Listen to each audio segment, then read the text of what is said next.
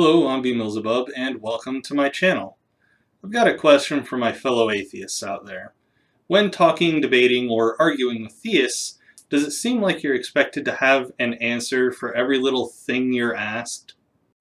It can sometimes feel like an inquisition, where we're asked about the Big Bang, what caused the Big Bang, evolution, and what started life. And I don't mean the good kind of inquisition like the ones you find on Wonder Lady's channel either. But it makes me feel at times like I have to be a master of all trades. But sometimes, most times really, I get asked questions about a topic that I don't know the answer to. By the way, I don't know is a perfectly valid answer. In fact, if you don't know the answer to a question, that's the only one you should give. Although it should usually be followed up with, but I'll look into it.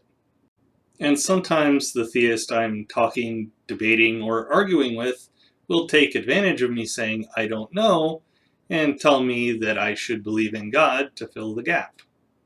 They don't usually say it just like that, but it's usually something close to it. I just wanted to make the logical fallacy more readily apparent for what it is: a God of the gaps fallacy. I can't speak for anyone else's experience, but in mine the theist will often deny that that's what it is, but it doesn't change the facts.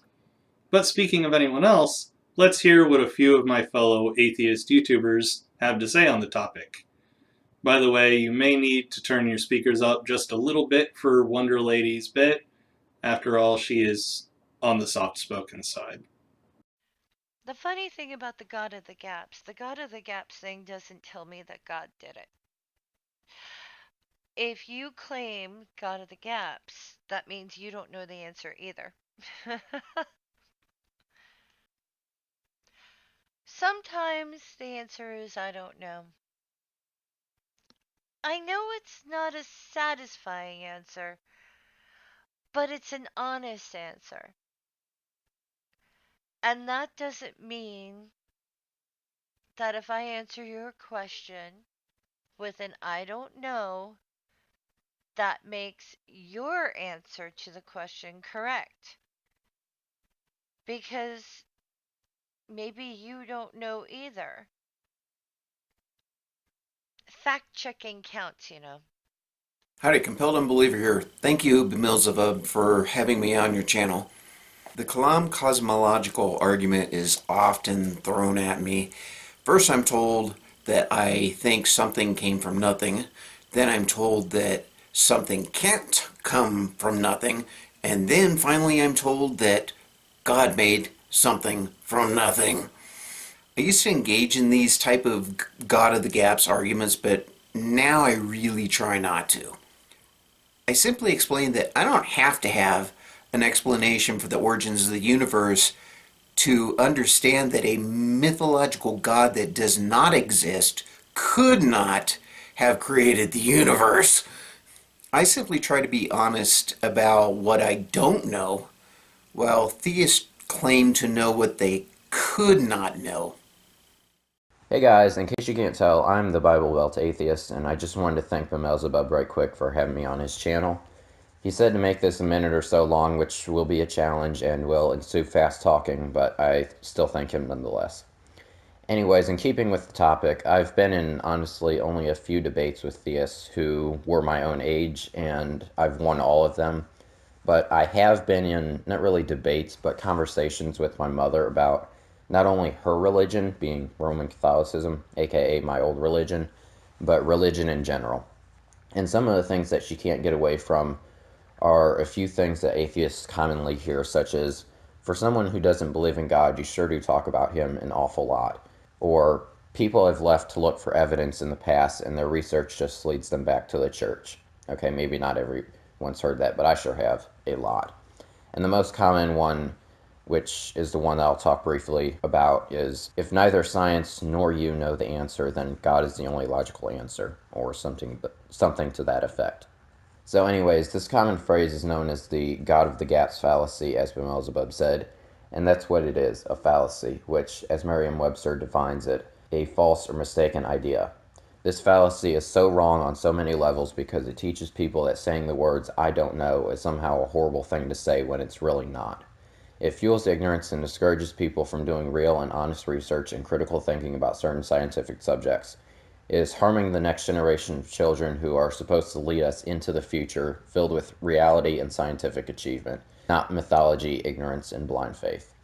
So to anyone who's watching this, know this. If, as BMillzebub said, you honestly don't know the answer to a question, saying "I don't know" is 100% acceptable. Saying "I don't know, therefore God did it" is not. As far as it goes between my mother and I don't really have much to say about it because she knows that if she throws the God of the Gaps argument at me, I almost immediately shut her down.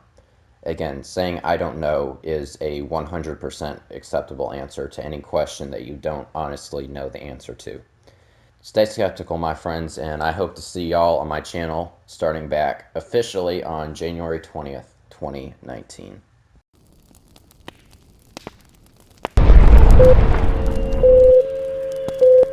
Howdy, y'all. I'm also a YouTuber.